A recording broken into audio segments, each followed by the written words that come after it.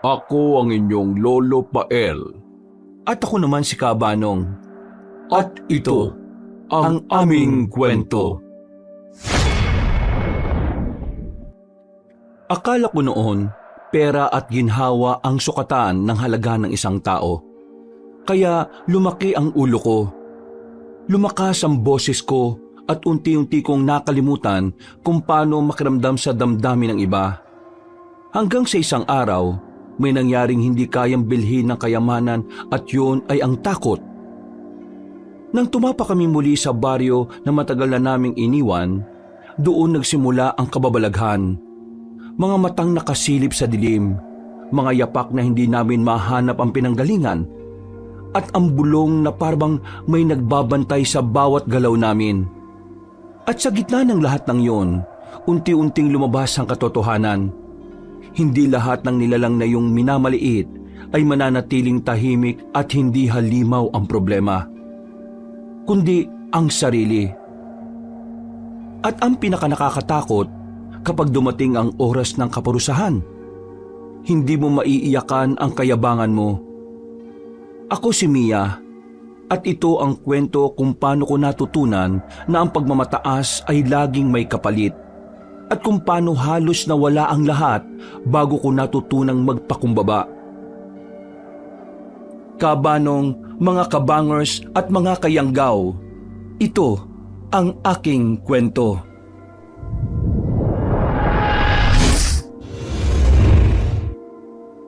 Bago nga pala magsimula ang ating kwento, sana'y mapindot nyo muna ang subscribe button at ang notification bell para lagi kayong nanonotify pag may bago tayong mga kwento. At huwag nyo rin kalilimutan mag-like at comment. Napakalaking tulong po ito sa ating channel para mas makapagatid pa kami sa inyo ng mga magaganda at mga nakakapangilabot na mga kwento. At ngayon, sa ating pagpapatuloy. Angelo, tingnan mo nga si Andre. 2 linggo pa lang tayo dito sa probinsya pero ganito na agad ang itsura niya. Ano ka ba naman, Mia? Simpleng sakit lang naman ni Andre yan eh. Wala naman dapat ikabahala. Normal na lagnat lang yan kasi puro laro sa labas siyang ginagawa eh.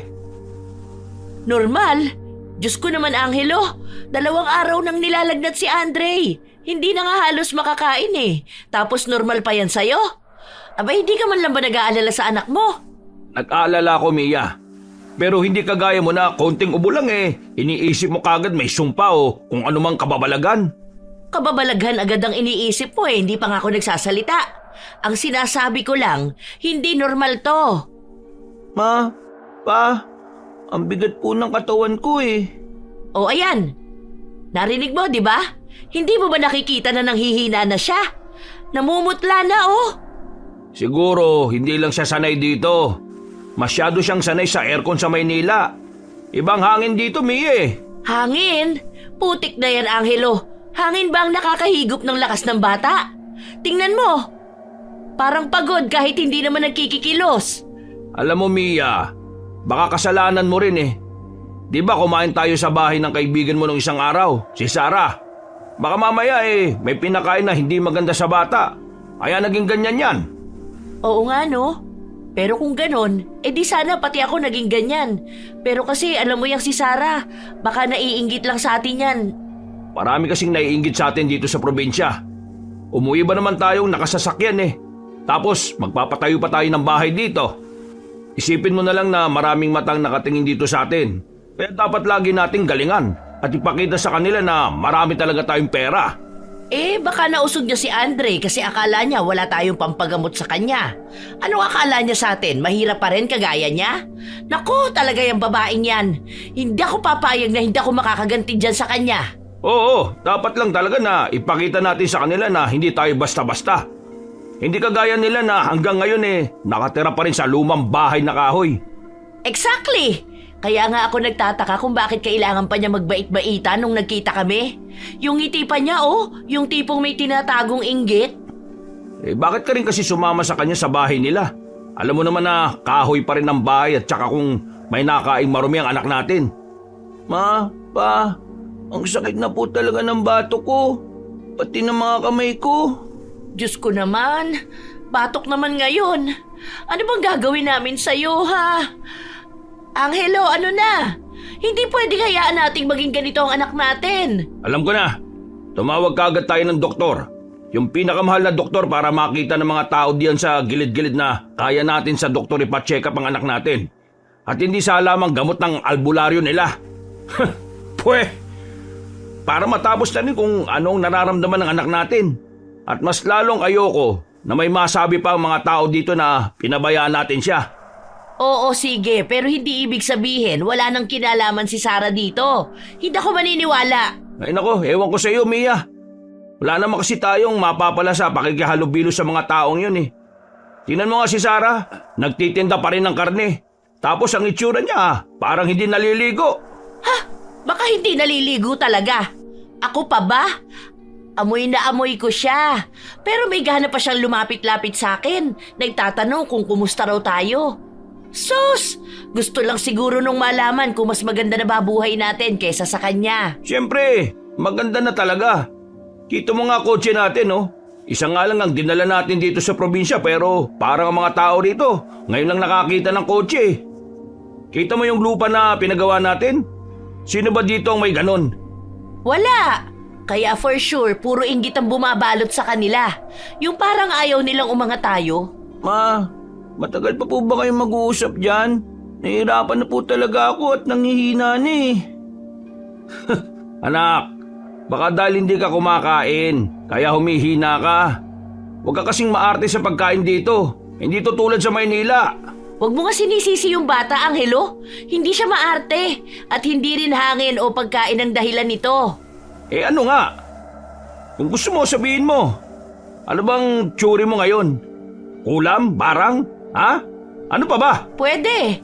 At hindi ako magugulat kung si Sarah yon. Ang dami niyang pwedeng gawin para lang ma-down tayo. Eh diyang angas pala ng kababata mo, Mia. May kakayahang mangulam kapag naiinggit sa isang tao. Alam mo, mamaya na yung ganyan. Tumawag ka na ng doktor tapos papuntahin mo dito. Kahit magkano pa yan, ipapamukha natin sa mga tao dito na tayong nakakaangat.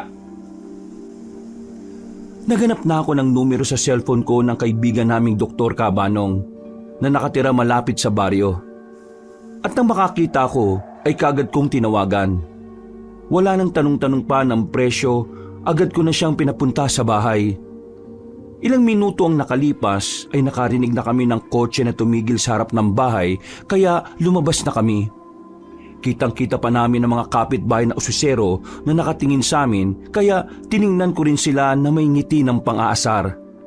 At simpleng naglaglag ako ng 1,000 na naging dahilan ng paglihis ng kanilang tingin. Pumasok na ang doktor at tiningnan na si Andre. Sinabi niya na wala naman daw kakaiba sa bata at simpleng lagnat lang daw yun at wala kaming dapat ikabahala. Binigyan ng gamot ang bata at pagkatapos ng ilang sandaling kwentuhan ay umalis na rin ito. Pag-alis naman niya ay dumating ang kaibigan ni Angelo na si Martin. Agad naman namin itong pinapasok sa loob ng bahay. Oh Mia, kumusta na kayo? Ganun pa rin, Martin. Masyadong busy sa pag-aasikaso ng mga papeles para sa pinapatayong bahay. Hindi na nga kami makapag-antay na matapos yun eh. At gustong-gusto na rin talaga naming lumipat. Ganun ba? Ano nga palang ginawa ng doktor na yun dito sa bahay niyo ha? Balita ko, isa yun sa pinakamahal na doktor dito sa lugar natin ha. Meron bang may sakit sa inyo? Nako, si Andre kasi, 2 araw nang nilalagnat. Halos hindi na rin kumakain. Hindi naman kami pipili ng doktor na mumurahin at mas lalong hindi kami umaasa sa mga halamang gamot lang, no? Ano bang usap-usapan kayo dyan sa labas na nagyayabang daw kayo? Bro, dapat lang na magyabang kami kasi marami kaming may pagyayabang. Hindi katulad ng mga tao dyan sa labas. Matatanda na wala pa rin asenso ang buhay. Grabe naman ang mga sinasabi mo, bro. Baka marinig ka ng mga kapitbahay. Ano naman ngayon kung marinig nila? Puro katotohanan lang naman ang mga sinasabi ko Hindi ko kasalanang mas pinagpala kami kaysa sa kanila. Oo nga naman. Saka ano ba problema kung maganda ang buhay namin? Hindi ba dapat nga humanga sila? Hindi yung puro paninilip at panghuhusga. Ewan ko sa inyo. Basta, ingat lang ha. Hindi lahat ng tao natutuwa sa mga pagdidisplay ng yaman nyo. Ay naku Martin, sanay na kami sa ganyan. Sa Maynila nga mas grabe pa ang naiinggit pero hindi kami nagpapaapekto. Oh, dito pa ba? Mas maliit ang isip ng tao rito. Konting magandang gamit, akala mo mayabang ka na eh.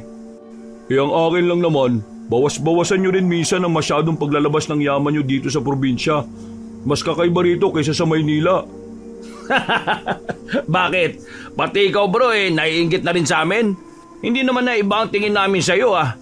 Pwede ka namang humingi ng tulong sa amin kapag kailangan mo, magsabi ka lang. Ako? Maiinggit? Malabo yan bro. Sinasabi ko lang sa inyo na mas kakaiba ang mga tao dito sa probinsya kaysa sa nakasanayan nyo. Ano? Kumusta na nga pala si Andre? Ang sabi ng doktor, normal na lagnat lang daw at uminom lang ng gamot ang kailangan. Kahit papano naman siguro gagaling na si Andre.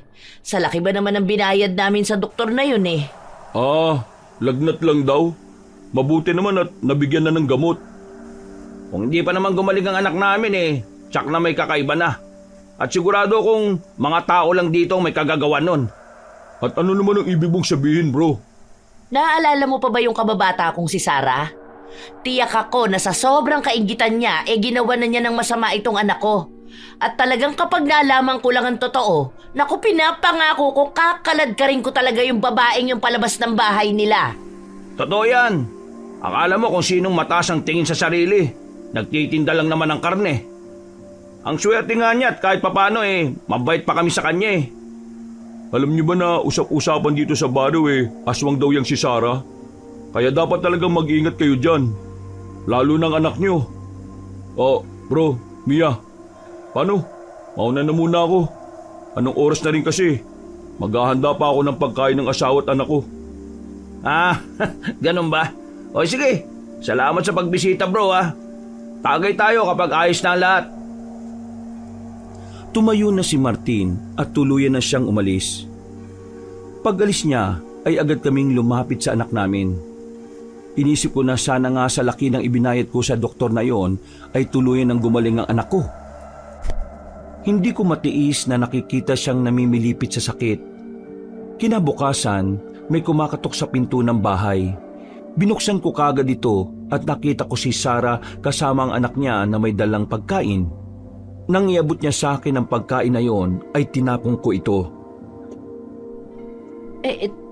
Teka lang naman Mia, may problema ba tayo? Pinaghirapan kong lutuin yung sabaw na yan, tapos itatapon mo lang. May nagawa ba ako sa'yo? Nagmamaang-maangan ka pa talaga, Sarah? Nagkasakit ang anak ko simula nung kumain kami sa bahay nyo, tapos nagdala ka pa talaga ng pagkain dito? Baka pag kinain ko yan, sa susunod ako naman ang magkasakit. Wala akong alam sa sinasabi mo, Mia.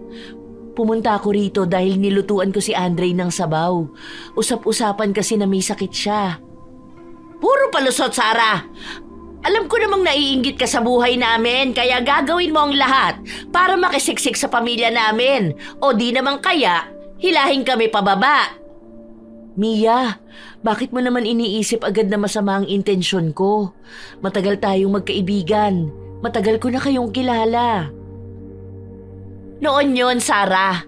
Ngayon, iba na ang buhay namin. Hindi na tayo pareho ng level sa buhay. Hindi ko kasalanan na mas naging maganda ang buhay namin kaysa sa mga buhay nyo rito. Alam mong kahit kailan hindi ako nakaramdam ng inggit sa'yo, Mia. Gusto ko lang talaga... Ano bang ingay ito? Ang aga-aga nang bubulabog kayo. Ito kasi si Sarah. Nagdadala ng kung ano-anong pagkain. Ano na naman ba yun, Sarah? Para saan? Nagpapapansin ka ba sa amin? Hindi ako nagpapapansin. Concerned ako sa anak nyo. Concern? O baka naman curious ka lang. Gusto mong malaman kung gaano kaganda ang loob ng bahay namin. Hindi ako ganon, Angelo. Wala akong masamang intensyon. O sige, sagutin mo kami ng diretso. Bakit simula nang kumain kami sa inyo nagkasakit si Andre? Hindi ko alam, Mia. Hindi ko kontrolado ang sakit na nararamdaman ng anak ninyo. Oo nga, pero bakit may kakilala ka may kontrol? Ha? Anong ibig mong sabihin? Alam mo na yun. Dito sa baryo, maraming kwento. Ang sabi nila, aswang ka raw o baka naman mangkukulam ka. Isa dyan sa dalawang totoo. Malay ba namin at baka pati sa paninda mo kung ano-ano na rin ang nilalagay mo? Mia, marami ng tao. Huwag mo namang idamay ang mga paninda ko. Malinis silang lahat. Bakit? Nahihiya ka bang malaman ng buong tao ang totoo na madumi ang mga paninda mo? Huwag na kayong bumili sa paninda ng babaeng to dahil marumi ang mga tinda niyan. Maluhaluhang tumakbo si Sarah kasama ang anak niya paalis sa bahay namin. Inisip ko na dapat lang sa kanya yon dahil sa kanya ay nagkasakit ang anak ko. Nakita ko pa ang bulungan ng mga tao habang tumatakbo palayo si Sarah. Sinamaan ko lang siya ng tingin kaya umalis na silang lahat. Sinipa ko pa ang nasa lupa na pinaglalagyan ng pagkain na ibinigay dapat ni Sarah sa amin. Pumasok na kami sa loob at nag-ayos na lang ng makakain. Ilang araw ang lumipas, halos hindi na makatulog ng maayos si Andre. Nakaiga siya sa kama. Nanginginig ang katawan at mabilis ang pagtulo ng pawis sa noo. Halos hindi ko na alam kung saan sisimula ng pag-aalala ko. Tumataas na naman ang lagnat ni Andre. Parang bumalik na naman ang sakit niya. Hindi ko na alam ang gagawin ko. Nakakahiya kung ipapatingin natin siya sa albularyo. Baka isipin ng mga tao na naghihirap na tayo sa buhay. Painumin mo muna ng gamot. Hanggat maaari, ayoko munang umasa sa halamang gamot at ritual-ritual nila. May pera tayo. Kaya makukuha natin ang lahat ng gusto natin. Alam ko. Pero Angelo, nag-aalala ako. Hindi pwedeng ganito lang palagi ang anak natin. Lahat gagawin ko para gumaling siya. Ako na rin ang nahihirapan sa sitwasyon niya Kahit ako naman, Mia, hindi lang ikaw ang nahihirapan. Kaya nga kinuha natin yung doktor na yun para mapagaling si Andre Pero mukha namang wala talagang nagawa kahit pababain man lang sana yung lagnat niya. Sinunod natin yung lahat ng gamot na pinabili niya. Pinainom natin kay Andre mga yun pero parang wala talagang epekto Basta, hindi ko pa kayang tanggapin yun. May pera tayo, kaya nating pagalingin ang anak natin. Hindi kailangan ng kung ano-anong halamang gamot na sinasabi nila rito. Maya-maya ay biglang may narinig kaming kakaibang tunog sa labas ng bahay. Parang may kumakaskas sa pader. Parang matutulis na kuko. Kasabay nito ay ang mabahong amoy na parang nabubulok na karne. Dahan-dahang lumabas ng bahay si Angelo para silipin kung ano yun.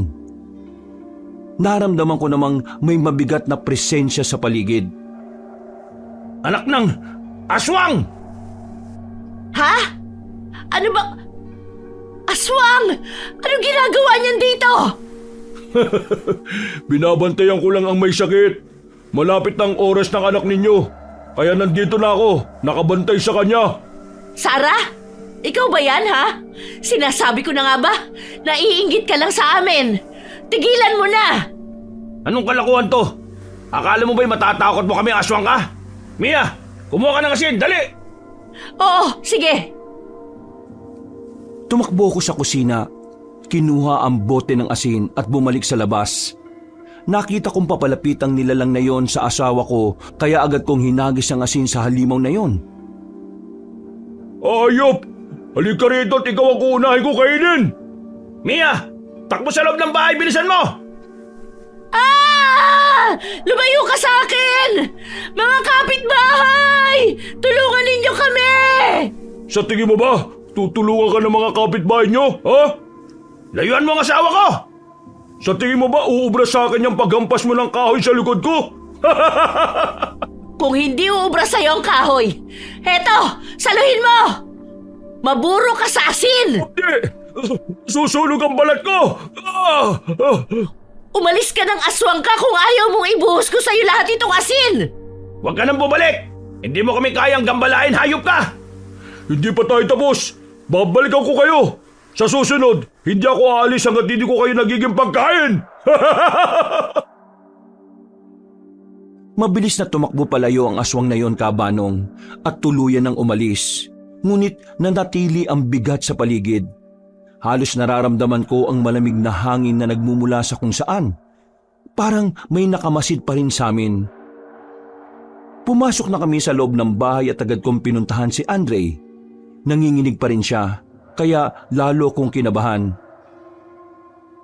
Mia, ayos ka lang ba? Hindi ka ba nasaktan? Hindi, Angelo. Ikaw, tingnan mo ang kamay mo, namumula na. Dahil siguro sa kahoy na hinawakan mo kanina. Hindi ako makapaniwala. Anong nilalang yun? Bakit tayo ang inatake niya? Hindi ba baka si Sarah talaga yung aswang na yon? At kaya siya pumunta dito kasi nagkaroon kayo ng alitan? Sabi rin ni Martin na may lahing aswang daw si Sarah, di ba? Ang kapal naman ang mukha ng babaeng yun kung pupunta siya rito.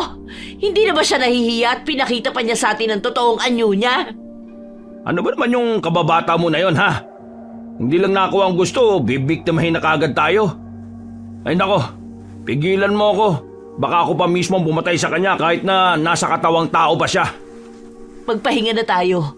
At bukas na bukas, susugurin ko ang babaeng yun sa pwesto niya. Gulo pala ang hanap niya, ha? Hindi ako natatakot sa kanyang halimaw siya. Tumabi na kami kay Andre at pare-pareho na kaming nakatulog.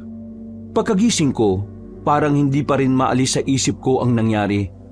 Hindi ko alam kung takot ba yon o galit. Pero isang bagay ang sigurado. Hindi ako papayag na basta-basta kaming tatargetin ng kung sino mang aswang. At ang pinakasigurado ako, si Sarah ang may kinalaman doon. Kilala ko siya. Mahina siyang magtago ng lihim. Mahina ring magsinungaling. Kaya bago pa magising si Angelo at si Andre, agad ako nag-ayos ng sarili. Hindi na ako nag-almusal. Diretso akong pumunta sa palengke. Pagdating ko, nakita ko si Sarah na nag-aayos ng karne. Ngumiti pa siya ng bahagya na parabang walang nangyari. Hindi ko na napigilan ng sarili. Sinugod ko siya. Hinampas ko ang mesa niya at sinadya kong kumalat ang mga paninda. Nalaglag ang mga karne sa lupa at ang mga tao ay agad na nagtinginan sa amin. Teka lang naman, Mia. Ano bang problema mo? Bakit ba pati rito sa pwesto ko nanggugulo ka? Aba, at maang-maangan ka na naman ba, ha, Sarah? Pagkatapos mong umatake sa bahay kagabi? Ha? Ano ba sinasabi mo? Umatake? Kailan pa ako naging kriminal sa panaginip mo? Huwag kang tanga-tangahan! Nakita ka namin kagabi na umaaligid sa bahay namin. Ikaw ang aswang! Hindi ko alam ang sinasabi mo, Mia. At paano ka naman nakakatiyak na ako yon? Yan ang mahirap sa'yo eh. Puro ka bintang. Wala ka namang pruweba. Dahil ikaw naman talaga. Huwag ka na nga umarte pa dyan. Nung una, nagkasakit si Andre. May kinalaman ka na. Kagabi naman binabantayan mo pa siya para kainin. Mia, hindi. Bakit ko gagawin yun sa anak mo? Kahit galit ka sa akin, hindi kita sasaktan. Hindi mo ako maloloko. Ikaw at ang mga kamag-anak mong hayop ang umaaligid sa bahay namin. Bakit mo ba kami ginaganito, ha? Kasi naiinggit ka sa amin. Mia, paulit-ulit ka. Hindi nga ako naiinggit sa inyo. Masaya ako. Masaya, Sarah? Masaya ka para sa amin? Yun ba ang gusto mong sabihin? O masaya ka dahil nakikita mo na ang anak kong naghihirap? Nagpunta ka sa bahay namin, nagdala ka pa ng pagkain. Yun ang paraan mo, di ba? Para mas lalong humina ang anak ko? Mia, hindi masakit sa akin kahit sampalin mo ko o saktan eh. Alam mo ba yung masakit? Ang sisihin mo ko sa mga bagay na hindi ko naman talaga ginawa. Matagal na tayo magkaibigan. Nung nandito ka pa sa probinsya, ako ang kakampi mo. Hindi mo ba matanggap talaga na nagbabago ang tao? Mayaman na kami. Maraming pera at koneksyon. Hindi na tayo magkatulad, Sarah.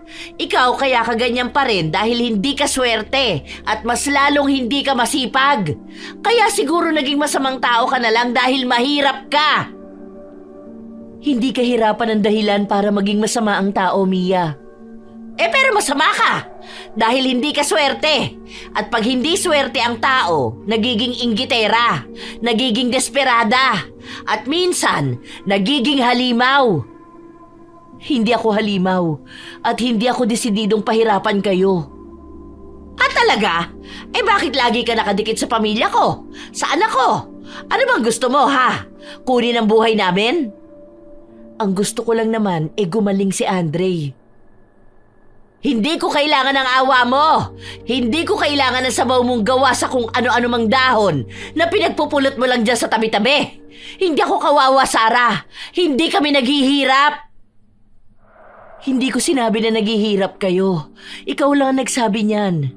Kasi alam kong yan ang iniisip mo At kahit hindi mo sabihin, kitang-kita ko.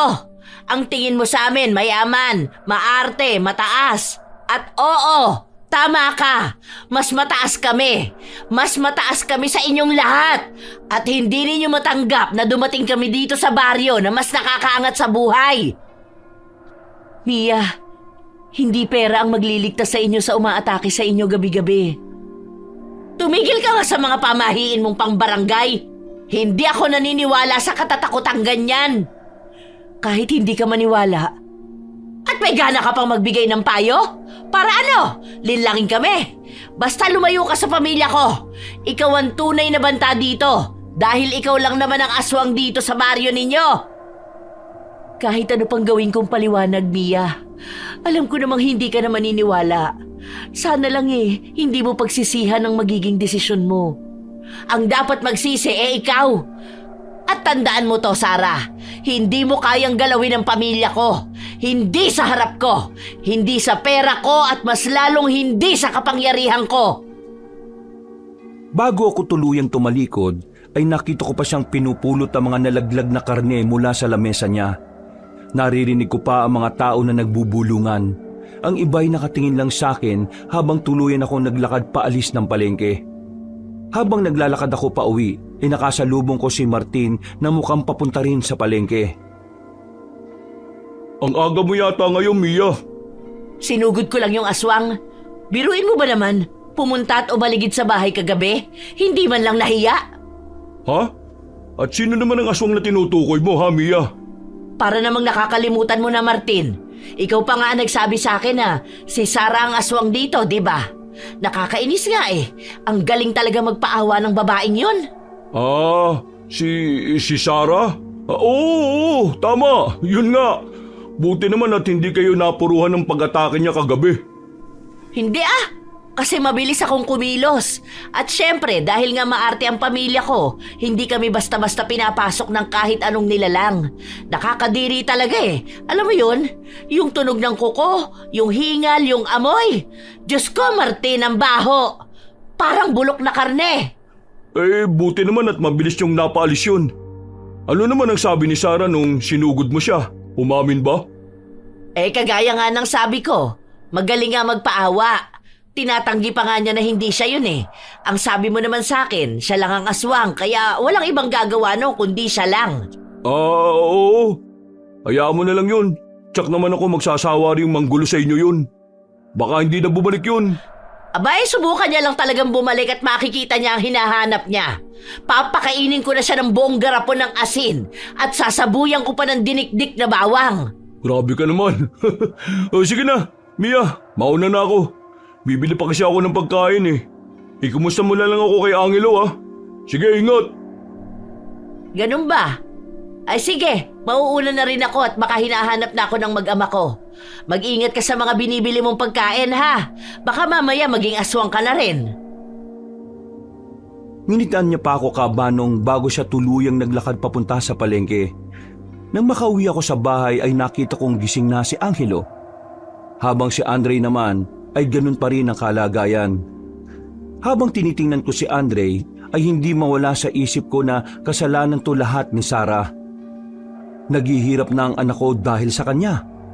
Tulala akong pinagmamasdan ng kalagayan ni Andre nang bigla kong kalabitin ni Angelo. Mia, saan ka ba galing? Mukhang aga mo yatang tumayo sa higaan Sinugod ko yung aswang na yon. Hindi ko nga alam kung anong kakapalan ng mukha meron siya at ayaw pa niyang umamin. Parang pinapamukha niya pang nababaliw na ako. Sana naman sinama mo ako. Di ba? Para hindi na talaga nakatanggi yung babae na yun na kasalanan niya ito. Grabe. Naging mabait ka na sa kanya tapos ganito pang isusukli niya sa atin. Pasalamat nga siya Kahit mahirap siya nakipagkaibigan ka pa uli sa kanya. Pero ngayon, itatapon ko na parang wala lang ang pinagsamahan namin. Ang kapal ng mukha ng babaeng inggitera na yon para gawin niya sa akin to?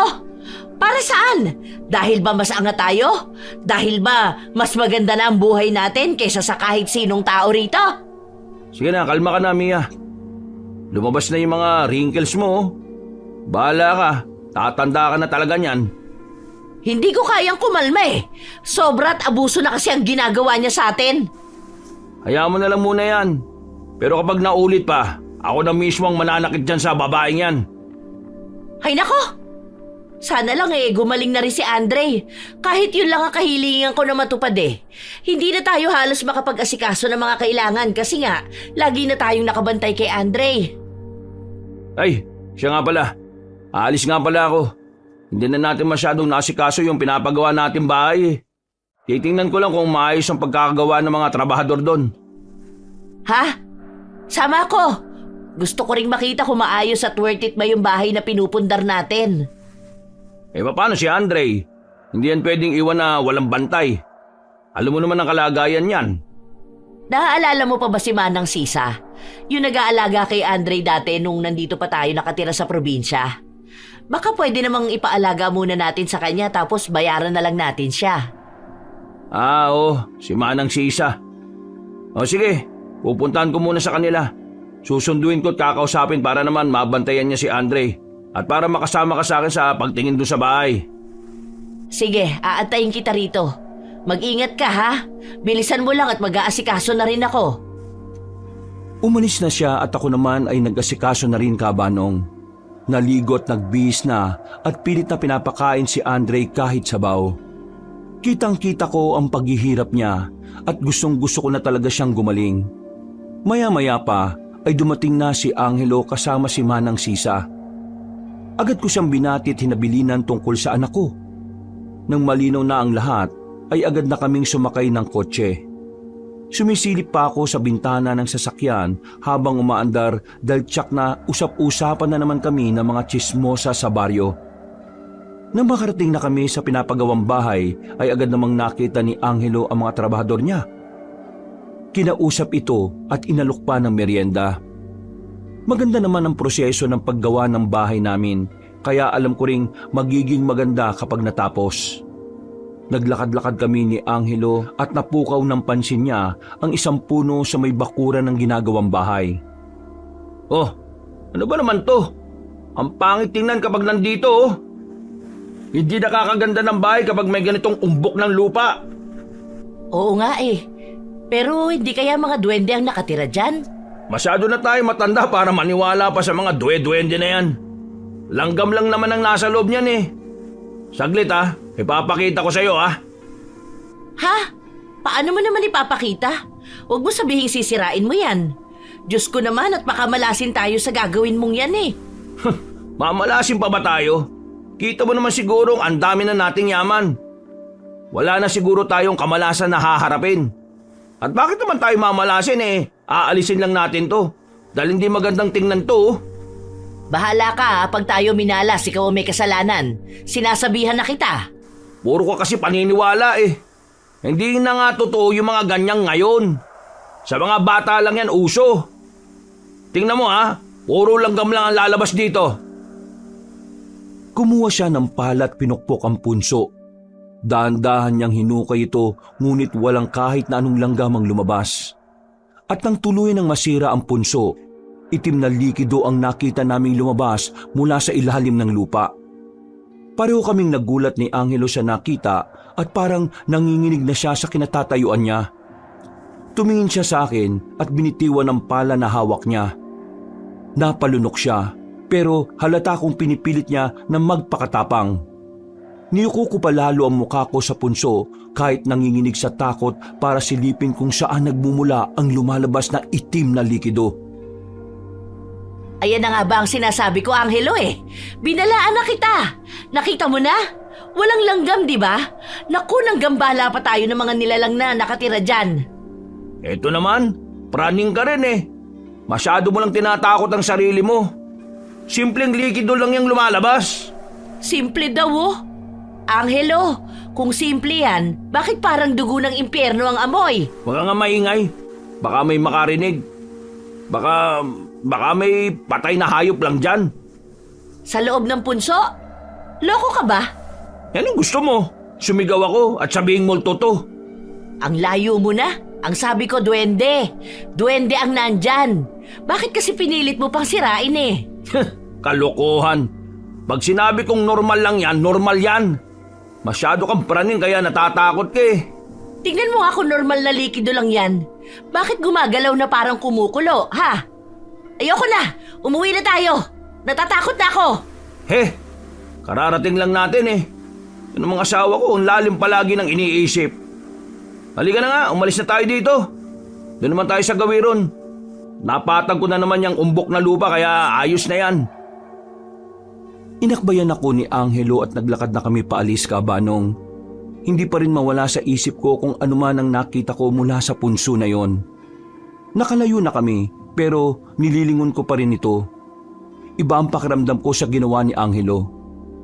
Kinakabahan ako.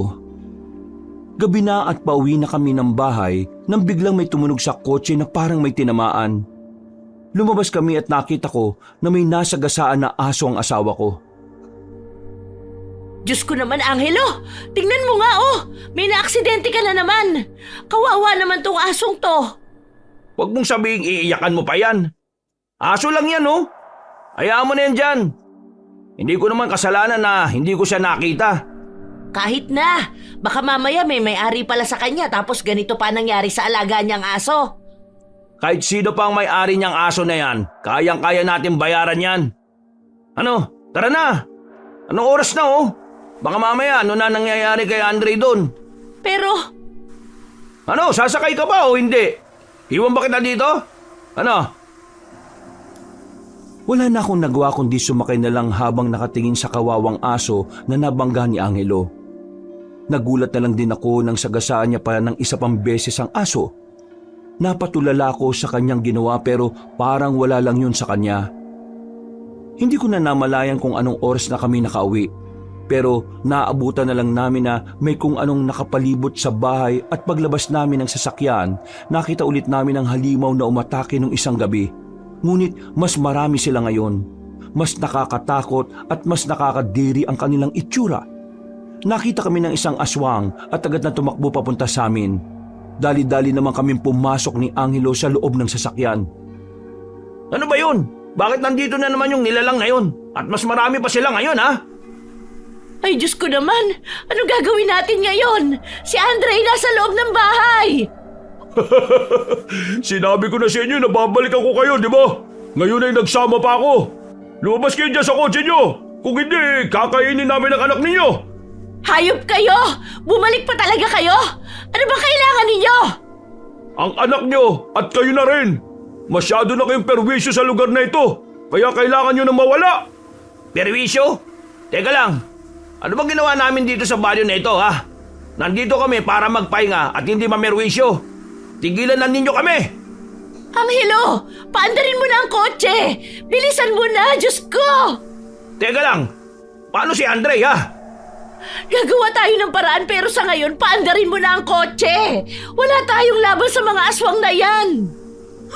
Sa tingin ba ninyo ay paalisin ko kayo? Ha? Anong ginagawa mo?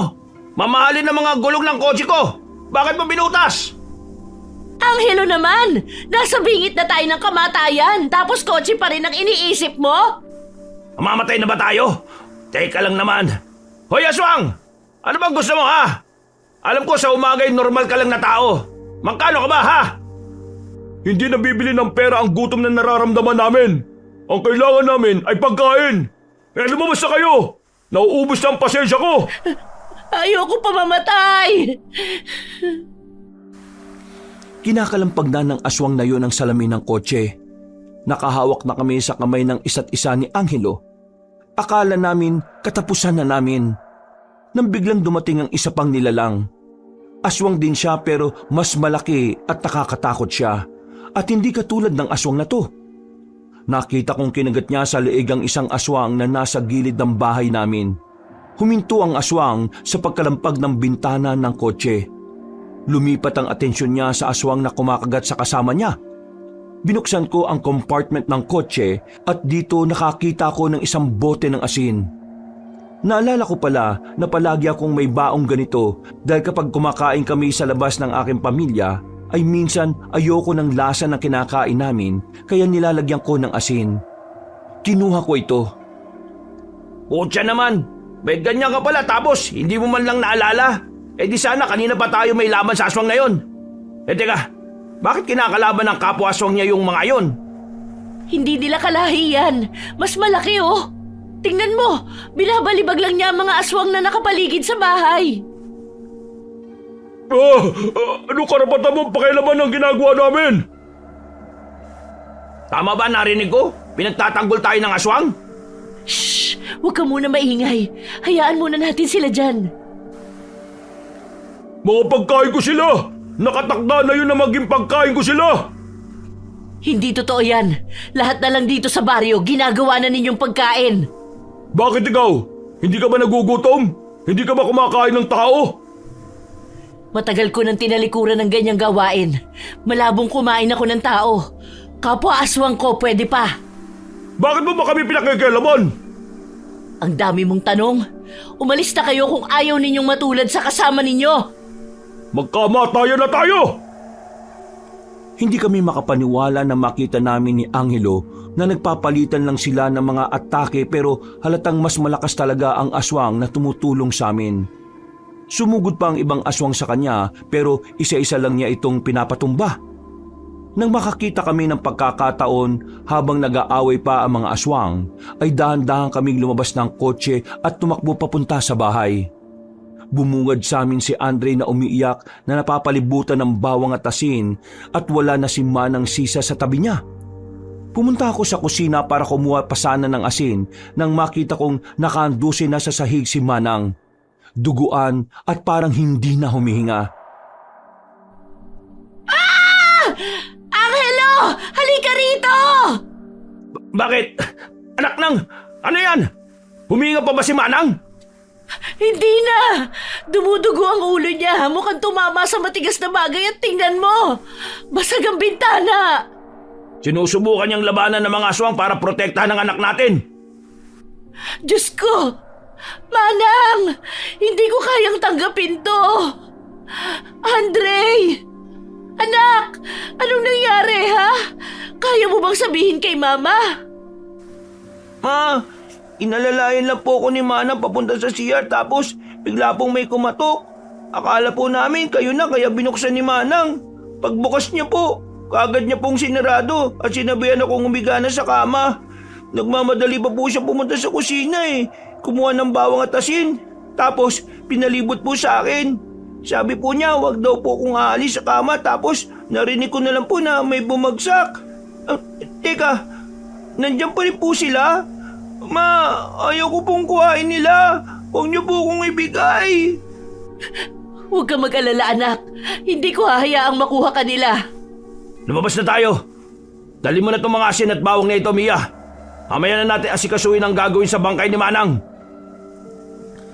Lumabas kaming muli at nakita namin na ang aswang na tumutulong sa amin ay pinagtutulungan pa rin ng mga aswang na balak kumuha sa anak namin. Hindi pa tayo tapos. Babalikan at babalikan ko kayo. Pati na ikaw, aswang. Hindi mo kilala ang kinakalaban mo. Kilalang kilala kita. Baka ikaw ang hindi nakakakilala sa kinakalaban mo, Martin.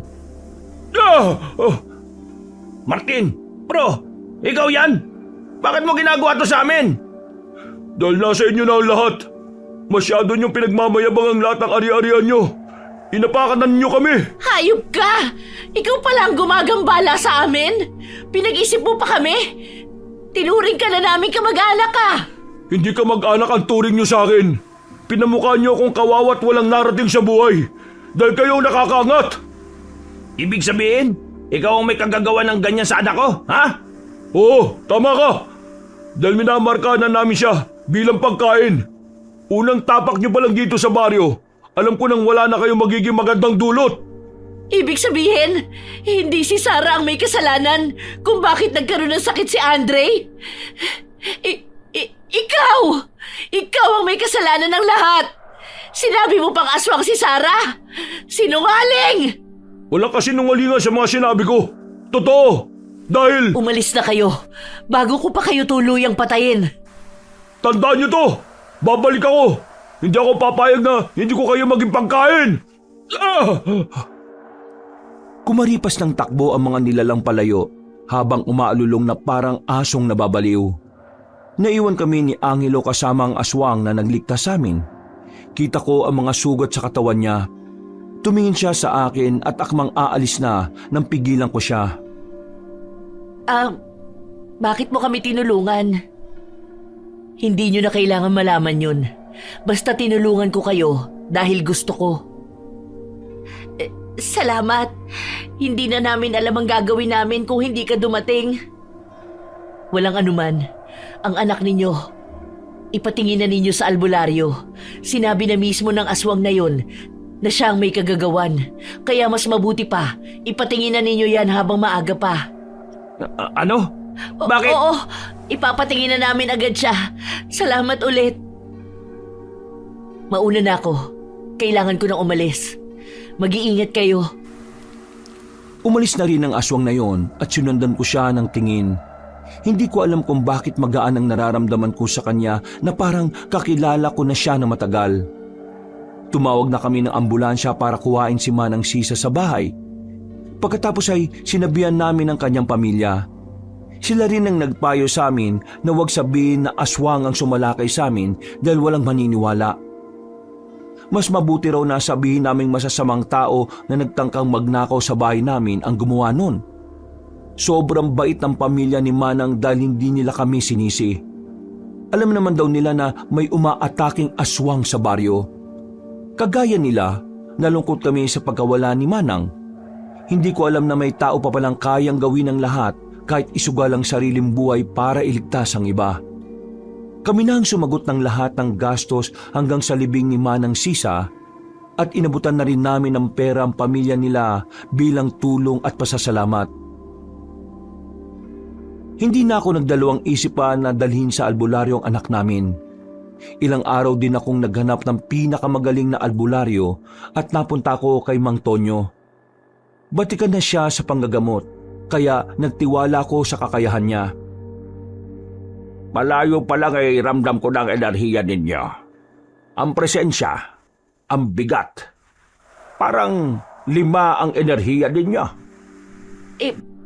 Paano pong 5? 3 lang naman po kami. Hindi 3, iha. 5. May 2 nilalang na nakakabit sa inyo. Ano bang sinasabi mo, Mang Tonyo? Wala naman kaming kasama. Hindi tao ang kasama ninyo. Maupo na kayo para matukoy na natin kung ano ang bumabagabag sa inyo. Iya, sigurado ka bang magaling tong nakuha mo? Nako, kung ano-ano na kaagad ang pinagsasasabi. Hindi pa nga tayo nahahawakan. Kaming mga albularyo, unang tingin pa lang namin sa tao alam na kaagad namin ang problema. Kaya mabuti pa kumalma ka dyan. Pasensya na ho kayo sa asawa ko. Ngayon lang po kasi ulit kami nakakita ng albularyo Dayo kayo rito, ano? Hindi naman na po kami dayo. Dito po kasi kami nagpatayo ng bahay sa probinsya. Dito na po kasi namin balak tumira. Maling-mali na lumipat kagad kayo rito at nagpatayo pa ng bahay. May nagambala kayo. Ano ba pinagsasasabi nito? Ilapit nyo sa akin ang bata. Agad ko namang inalalayan si Andre palapit kay Mang Tonyo Cabanong. Hinawakan niya ang 2 kamay ng anak ko at nagdasal. Nakikita kong dumadaing na sa sakit si Andre. Kumuha naman si Mang Tonyo ng kandila at isang planggana ng tubig. Habang binabanggit niya ang pangalan ng anak ko, ay pinapatulo niya ang kandila sa tubig sa planggana. Pumorma ito ng magulo at malaking nilalang. Sinasabi ko na nga ba hindi basta normal na sakit ang nangyayari sa anak ninyo. Minamarkahan na siya. Minamarkahan po ng alin? Binigyan siya ng sakit ng isang aswang na tinatawag na balbal. Minarka na siya at gagawin na siyang pagkain. kilala niyo ang taong ito? Ang hayop na Martin na yun? Siyang nagbigay ng sakit sa anak ko. Totoo ba talagang si Martin ang nagbigay ng sakit sa anak natin, ha? Ayop siya. Hindi ko siya Aray! Ang sakit ng katawan ko! Teka, ano nangyayari sa'yo, Angelo? Ha? Nasa kanya ang isa pang enerhiya. Paupuin mo muna siya at tatapusin ko lang ang pag-aalis ng marka sa katawan ng batang ito.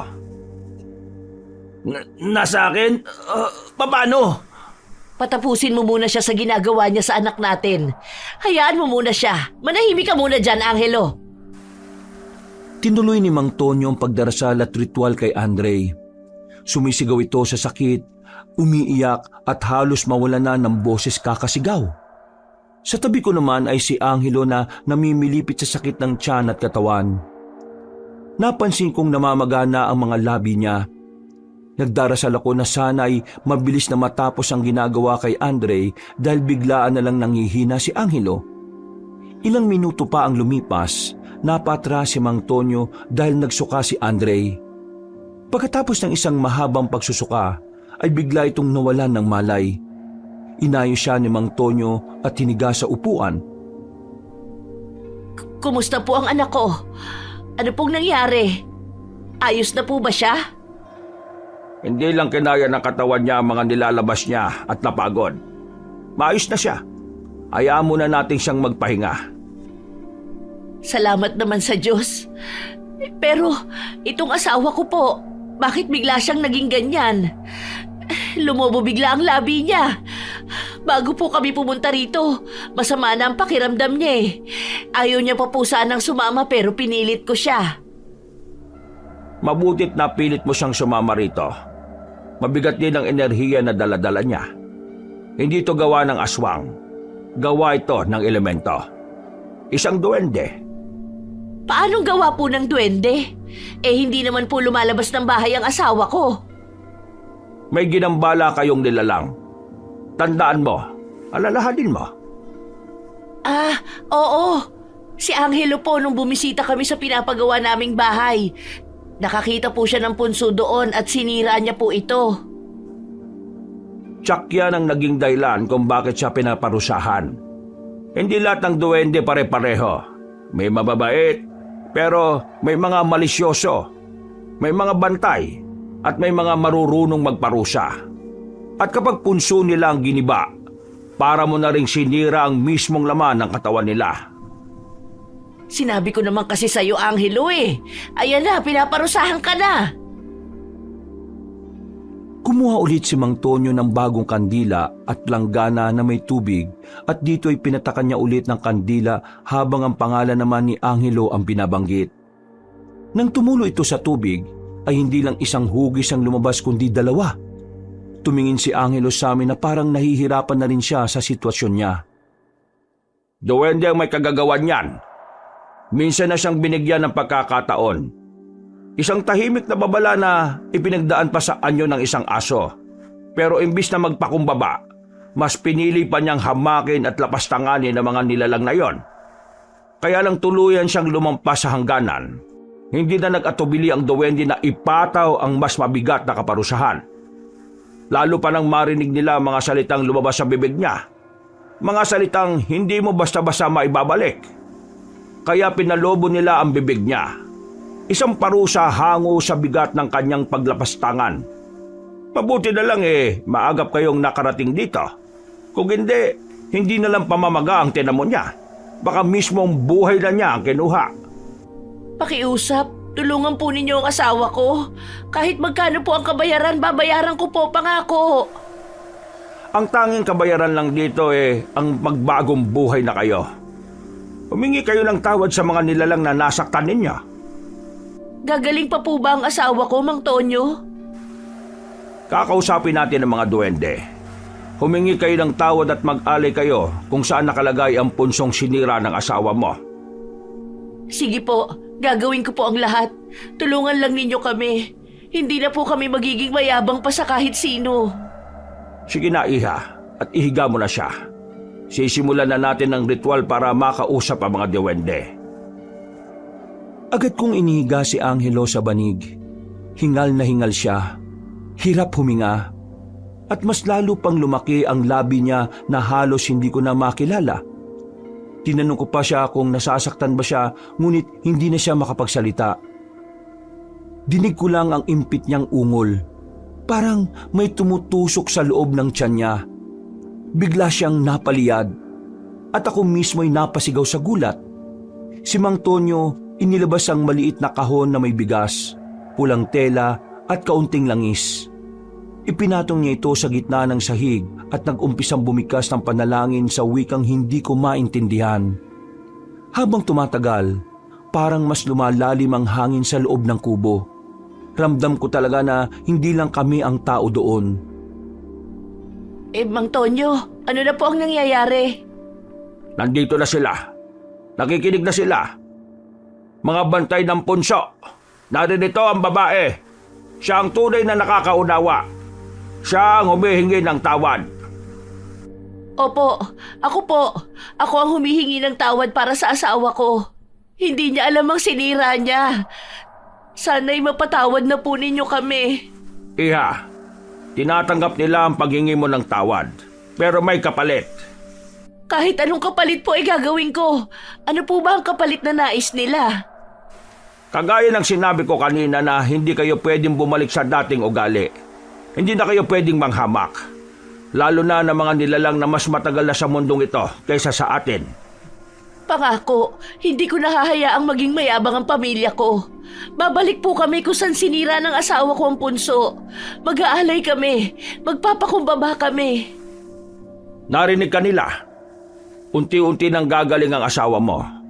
Mag-alay kayo sa punso na sinasabi ninyo.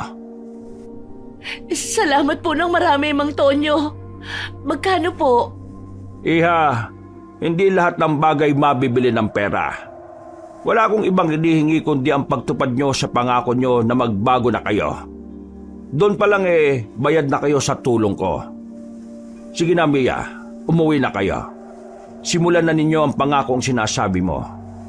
Lagi mong tatandaan na hindi lahat ng maliit ay mahina at hindi lahat ng hindi nakikita ay walang lakas.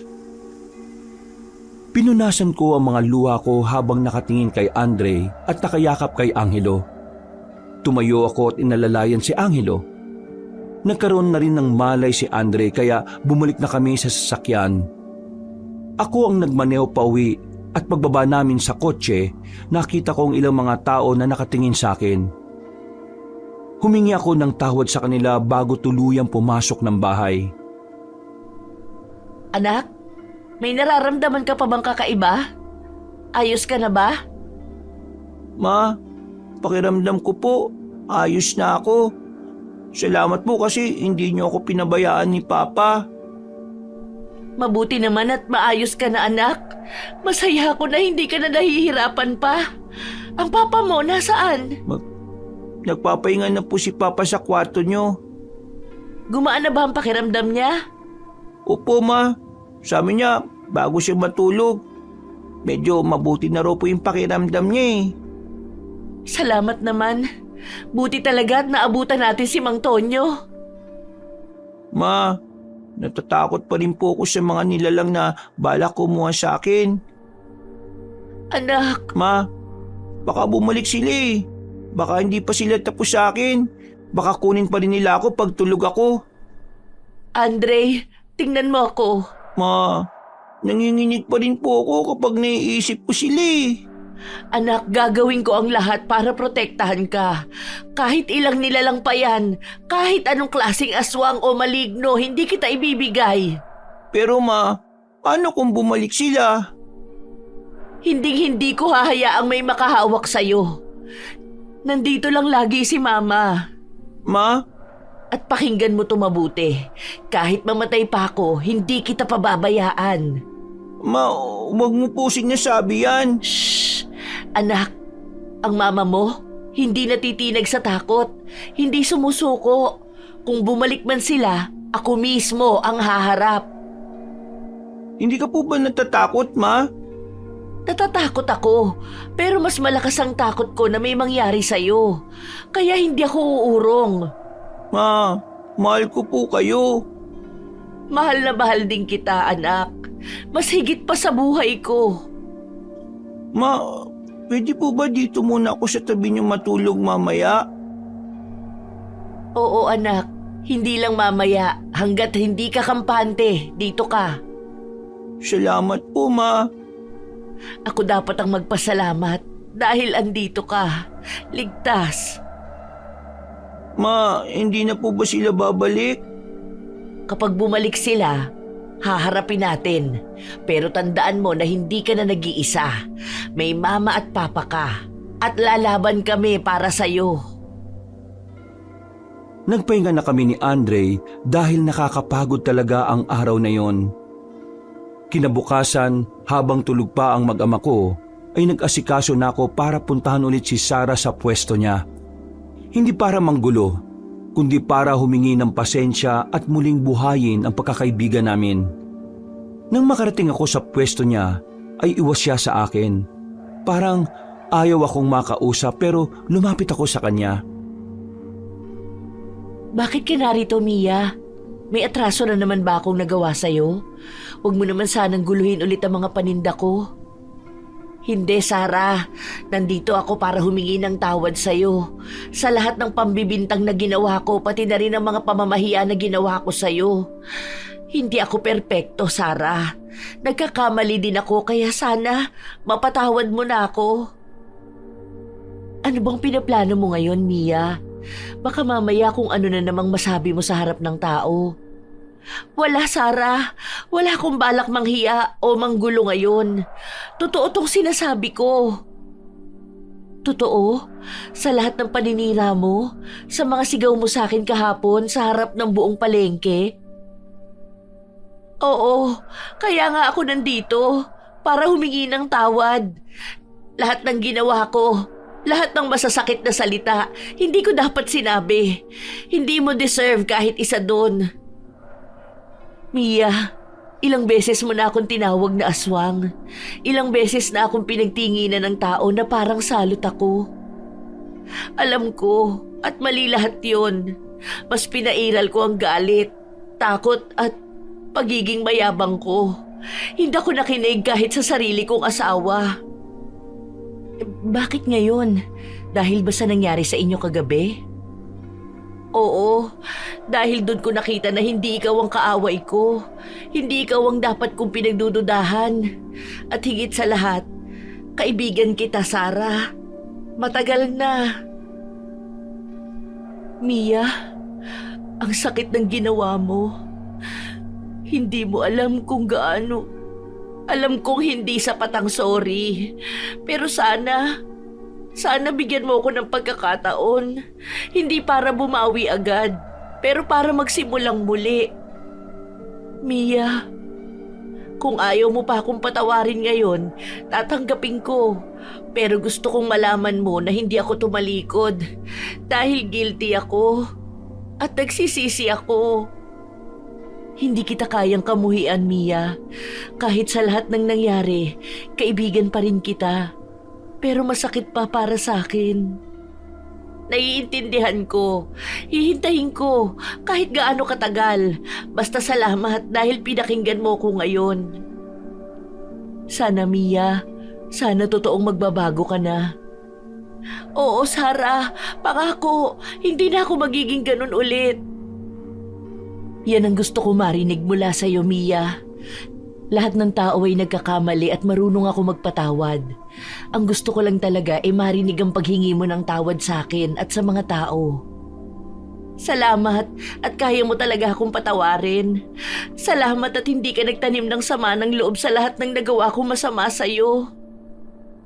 Kumusta na si Andre? Magaling na ba siya? Ay sa awa ng Diyos at sa tulong ni Mang Tonyo, naging ayos na ang lahat. Gumagaling na si Andre at sana ay magtuloy-tuloy na. Buti naman at nakinig ka sa sinabi ko. Sinabi? Ngayon nga lang tayo halos nakapag-usap. Paano mo naman ako masasabihan tungkol dyan? Wala. Ang sabi ko, mabuti naman at gumagaling na ang anak mo. Masaya ako. Akala ko kung ano na eh. Nakakagulat naman kasi nasabi mo, Mabuti at nakinig ako sa sinabi mo. Hayaan mo na yun. Lutang lang din ako. Maaga pa lang din kasi kung ano-ano na ang pumapasok sa isip ko. O siya, mauuna na muna ako, Sarah ha. May kailangan pa kaming puntahan Sinadya lang talaga kita para personal ako makahingi ng tawad sa'yo. Ayos na yon, Mia. Napatawad na kita. Basta ha, pangako mo sa akin na magbabago ka na. Oo, Sarah. Pangako ko yan. Hindi lang para sa'yo. Para na rin sa sarili ko. Ngumiti pa siya sa akin bago ako tuluyang umalis, Kabanong. Kita ko ang mga tao sa palengke na kakaibang tingin sa akin at parabang pati sila'y naninibago sa inaasta ko. Magaan sa pakiramdam ang humingi ng tawad sa taong ginawan mo na masama. Pakiramdam ko, ibang tao na ako simula noon at parabang umalis na ang yabang sa katawan ko. Alam kong hindi pa tapos ang paghingi ko ng kapatawaran at una pa lang si Sarah dito. Pero masaya ako dahil kahit papaano ay natuto na akong humingi ng tawad. Nang makauwi ako sa bahay ay nakita ko kagad si Angelo. Nabawasan ng pamamaga ng labi at mukha niya. Aba, mukhang gumagaling ka na. Pero kailangan pa rin nating pumunta sa pinapagawang bahay para mag-alay sa punso na sinira mo. Ikaw kasi ayaw mo makinig sa akin. Pasensya na, mahal. Hindi lang talaga ako marunong makinig at hindi kasi ako naniniwala noon Pero ngayon, naniniwala na ako. Grabe pala talaga ang balik sa'yo kapag gumawa ka ng masama ano? Siyang tunay. Kaya ngayon, maghanda na kayo ng dadalhin na pang-alay. Andre, anak, sumama ka ha, para naman makita mo yung pinapatayo nating bahay. Sige ma, ilang araw din po akong halos hindi nakalabas ng bahay Mukhang ito na lang yata uli yung unang beses na makakalabas ako. Una at tuloy-tuloy na. Magaling ka na at mas lalo ka pang lalakas sa araw-araw. Hayaan mo kapag nagkaroon ulit tayo ng oras, kakain tayo sa paborito mong kainan. Talaga ma? Excited na ako. O tara na. Sapat na siguro tong isang buhay na manok, ilang prutas at isang bigas para gawing alay doon, no? Oo, ayos na yan. Kausapin mo at manghingi ka ng tawad sa lahat ng sinabi mo. Pati yung aso na nasa gasaan mo, banggitin mo sa pakikipag-usap mo sa kanila ha. Lumabas na kami ng bahay na dala ang mga alay namin sa mga duwende at ang mga pangmeryenda na mga gumagawa doon. Sa labas ay nakita kami ng mga tao at imbis na tarayan ko sila ay binati ko ng nakangiti. Ngumiti silang pabalik at parabang naninibago sa akin.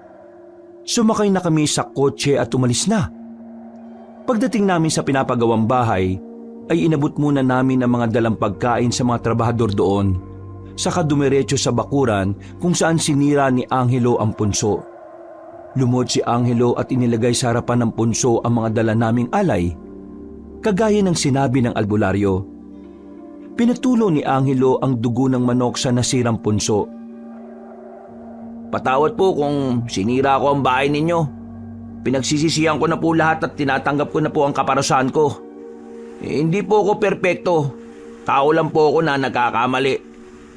Hayaan niyo pong bumawi ako sa pamamagitan ng pag-aalay at pagbitaw ng pangako na magiging mabuti na ako sa kapwa ko. Manghingi ka rin ng tawad sa aso na nabangga mo.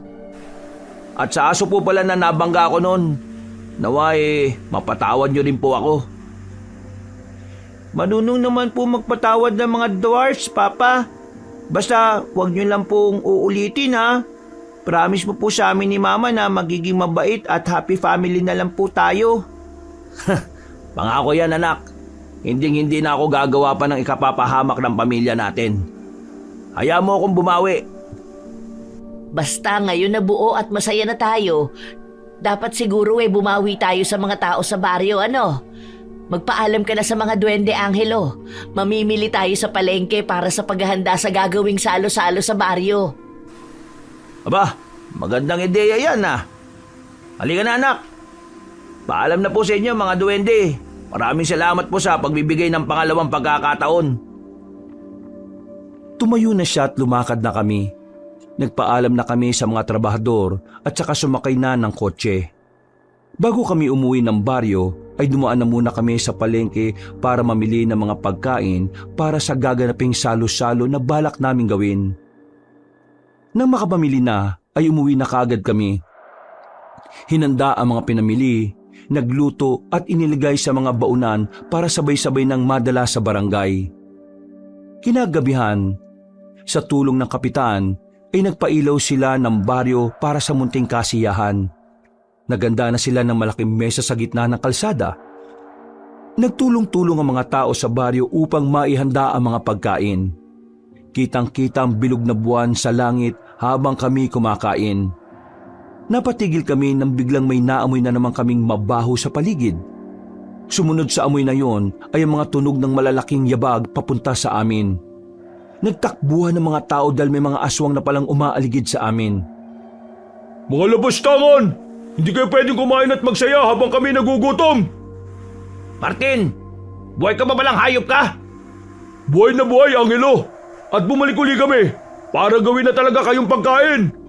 Nagtipon-tipon pa talaga kayo rito, ha? Bawat isa sa amin ay makakakain! Sigurado ka ba dyan, Martin? Sigurado ka ba sa desisyon mo, ha? Bes, wag mo nang galitin lalo ang aswang na yan. Baka mapahama ka pa, ano ba? Hindi ako natatakot, Mia. Hindi niya ako kilala at mas lalong hindi ako natatakot sa kanya. Eh, paano mo naman lalabanan, Bes? Tignan mo nga ang itsura niyan. Sa paraang alam ko, at handa akong gawin lahat para protektahan kayo at ang mga nandito sa baryo. Napatras na lang ako nang biglang nag-iba ng anyo si Sarah. Naging isang malaking nilalang na maitim ang balat at mahaba ang kuko. Bumalik sa alaala ko ang itsura ng nilalang nang nagligtas sa amin noon. Doon ko naisip na si Sarah pala yun, ang mabait na aswang na nagligtas sa amin. Sarah, ikaw ang nagligtas sa amin noon? Teka lang, bakit? Saka na ako magpapaliwanag, Mia. Sa ngayon, kailangan kong labanan ng mga aswang na yan. Tama nga hinala ko na ikaw ang walang hiyang pumigil sa amin noon. Tamang-tama. At ngayon ay tatapusin na rin kita.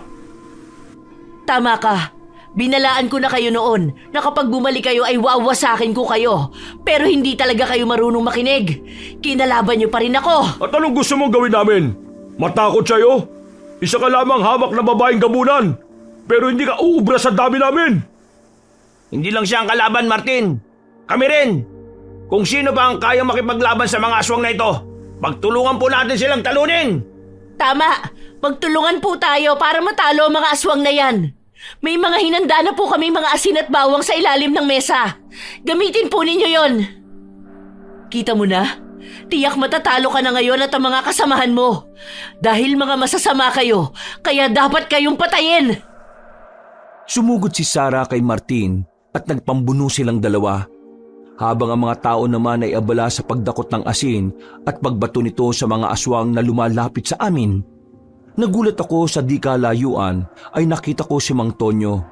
May dalang buntot pagi at tumatakbo para salubungin ang mga aswang na sumusugod sa kanya.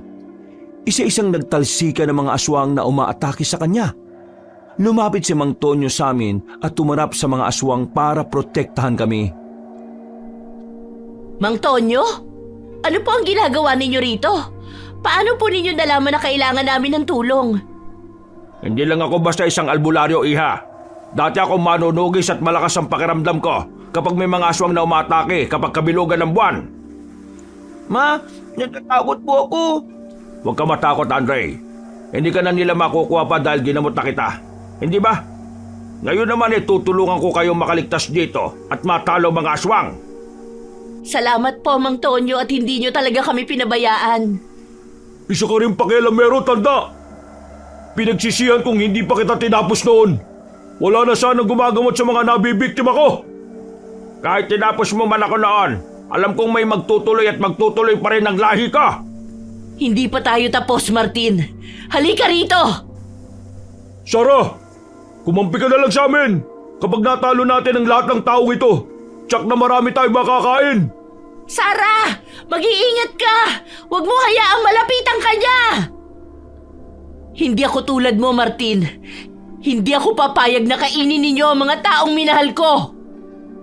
Mga minahal, ikaw? Nagpapakabait pa rin? Tanga! Kapag nasaan nyo natin ganito, wala kang lugar sa mga tao. Mas pipiliin kong ipagtanggol sila kaysa sumama sa halimaw na tulad mo. Ma, ang dami nila. Andre, kapit lang sa akin anak ha. Huwag kang bibitaw. Mga kababaryo, ihanda ang asin. Sabuyan ninyo sila. Gawin na natin ang sinasabi ni Mang Tonyo. Tapusin na natin ang mga aswang na yan. Masyado ka ng maraming pinerwisyo, Martin. At ito na ang oras ng katapusan mo. Iya, huwag kang padadala sa galit mo. Tandaan mo, kapag natalo ka ng emosyon, mas lalo ka magiging ganap na halimaw. Hindi ako matatalo, Mang Tonyo.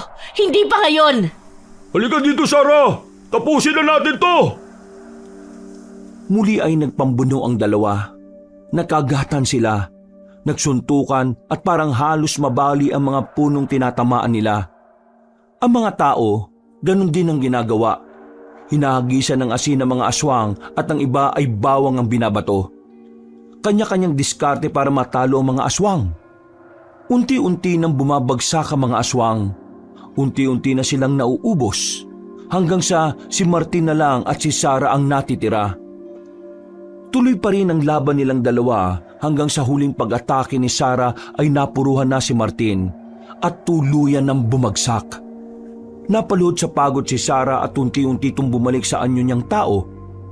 Tumakbo kami ng anak niya sa kanya at niyakap siya.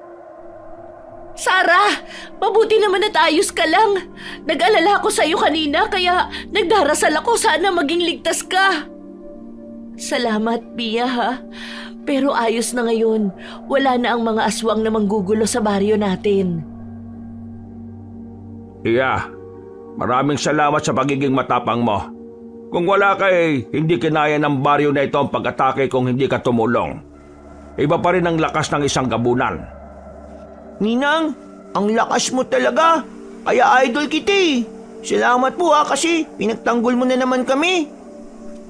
Ano ba kayo? Matagal ko na itong ginagawa.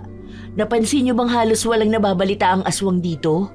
Matagal na silang hindi nakakapasok dahil binabantayan ko ang baryo. Nagkaroon lang ulit ng problema dahil sa pagdating ni Mia at alam ko, hindi nila kasalanan. Pero ngayon, sisiguraduhin kong wala nang kahit sinong nilalang ang makakapasok dito. Ligtas na ulit ang baryo natin. Sarah, salamat talaga ha. Kung hindi dahil sa'yo, hindi ko alam kung anong mangyayari sa amin ni Andre. Uy, tama na yan. Hindi ko kayo pababayaan. Kahit anong tampuhan pa dati, pamilya ko na rin kayo. Apay, tama si Sarah. At ikaw, Mia, may lakas ka rin. Hindi lahat ng kayang tumayo at lumaban habang natatakot ng ganyan para sa pamilya. Hindi ko po alam kung magiging matapang ako kung wala kayo. Nasa loob mo na yon. Kailangan mo lang ng paalala. Ma, alam mo ba na kahit natatakot ako kanina at nakikita ko natatakot rin kayo, alam kong hindi mo kami pababayaan. Anak, kahit kailan at kahit saan pa yan, alam mong ipaglalaban kita, hindi ba? At ako, nandito rin palagi. Basta may kumalabit man na anino o kumalus ko sa dilim, isang tawag lang tatakbo agad ako. Yay! May superhero kaming ninang! At bukod kay Sarah, nagpapasalamat din ako sa inyo. Dahil kung hindi kayo nakipagtulungan baka hindi pa rin natin napatay ang mga aswang na yon. Salamat sa inyo! Oo nga po. Nakita ko kung gaano kayo lahat katapang. Mas lalo na tayong magiging protektado dahil halos lahat ata kayo rito kayang ipaglaban ang mga sarili ninyo. Sarah, pwede ba? Sana simula ngayon burado na lahat ng tampuhan natin. Kanina pa, Mia, nung niyakap mo ko, ramdam ko na. Tapos na yun. Masaya ako na natuto ka na. Sana tuloy-tuloy na yan, ha? Oo naman, no? Mas masaya pala na kasundo mo yung mga tao kaysa mga kagalit mo, no? Mga anak, tapos na ang dilim ngayong gabi. Bukas ay magiging kwento na lang ito. At huwag kayo mag-alala dahil babantayan ko ang baryo sa susunod na kabilugan. Mang Tonyo, salamat po sa lahat. Hindi ko po alam paano namin kayo susuklian. Huwag mo nang isipin ang sukli. Ang mahalaga buo kayo. Mia, tara na. Sabay na ako sa inyo umuwi para naman may kausap din tong anak ko. Pareho pa naman sila ni Andre na mahina pa ang loob sa mga ganitong bagay. Hindi matapang ako. Konti lang. O siya, matapang na maliit. Halika na para makapagpahinga na kayo. Unti-unti nang umalis sa mga tao at bumalik sa kanya-kanyang mga bahay. Mag-uumaga na rin kasi at kailangan na ng mga tao sa baryo ang magpahinga. Si Mang Tonyo naman ay umalis na rin at nag-iwan lang ng isang habilin. Habang naglalakad kami pauwi, ay ramdam ko ang lamig ng hangin. Pero hindi na nakakakilabot ang dating. Kasama namin si Sarah at ang anak niya sa bahay dahil inimbitahan ko sila. Na kanila namang pinaunlakan. Hindi ko alam kung ano ba ang magiging reaksyon ko. Nahihiya ako kasi nasilaw ako sa material na bagay at pinagpalit ko ang isang katulad mo na totoo at maaasahan kong kaibigan. Nung umuwi kayo rito, Sarah, pinangako ko sa aking sarili na ipagtatanggol ko kayo dahil nung mga bata pa tayo, alam mo namang tayong dalawa lang madalas ang naglalaro dahil ayaw nila sa atin, di ba? Pinagsisisihan ko na lahat, Sarah. Sana naman hinapatawad mo na ako. Kahit hindi ka pa humihingi ng tawad, Mia, alam ko sa sarili kong napatawad na kita. Simula ngayon, hindi lang tayo basta magkaibigan. Magkakampi tayo. Sa lahat ng laban, tao man o hindi. Oo, Sarah, hindi na kita iiwan. Dito na muna kayo ng anak mo sa bahay matulog. Gabi na baka aswangin ka. Ang tanda na natin, puro ka pa rin kalokohan. Halika na nga sa loob. Nagtatawanan kami pumasok ni Sarah sa loob ng bahay, Kabanong. Parang kulang ang oras sa mga kwentuhan namin pero pinili naming ituloy ang kwentuhan sa susunod na mga araw dahil kailangan na naming magpahinga. Makalipas ang ilang buwan, tuluyan ang nagbalik ang sigla ng buong baryo. Wala nang naglalakad na may kaba. Wala na mga batang pinipilit pumasok bago lumubog ang araw. At wala nang halimuyak ng takot sa bawat kanto. May mga batang tumatawa habang nag-iigib. Mga nanay na nagtutulungan na magluto para sa lahat. Sa tuwing may munting kasiyahan, lahat kami ay naging parte ng muling pagbangon. At sa unang pagkakataon, naramdaman ko ng tunay na tahanan ulit ang baryong aming tinirhan. Tahimik akong tumingin sa paligid. Ang mga taong minsay hinusgahan ko, nilait at niyabangan dahil sa narating namin sa buhay. Ngayon ay kasama ko sa pagtawa, sa pagkain at sa pagbangon. Mga totoong taong hindi ko naman pala dapat pagmalakihan. Dahil ang totoo, mas may pagmamalaki pa pala sila kesa sa amin. Walang-wala ang ugali nila sa amin. Dahil nung araw na yon, noon pa lang kami natuto ng kagandahang asal. Pero ang pinaka natutunan ko sa lahat, wala sa panahon o edad ang pagbabago. Ito'y nasa puso ng taong gustong maging mabuting nilikha ng Diyos. Wakas.